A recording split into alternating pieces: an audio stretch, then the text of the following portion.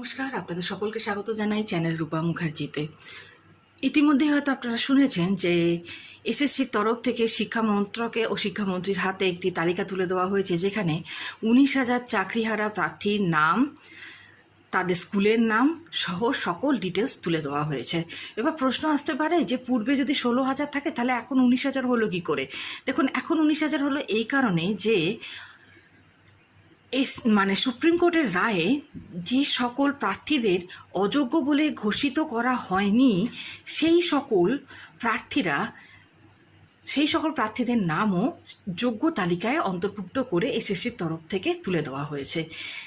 এইবার যেরকম শুক্রবারের মিটিংয়ের দাবি ছিল যে সকল যোগ্য অযোগ্যের তালিকা প্রকাশ করতে হবে সর্বসমক্ষে, তো শিক্ষামন্ত্রীর মত অনুযায়ী আগামী রবিবার অর্থাৎ 21 তারিখের মধ্যে যেভাবেই হোক তাঁরা চেষ্টা চালাচ্ছেন যাতে এই তালিকা আপডেট করে প্রকাশ করা যায়।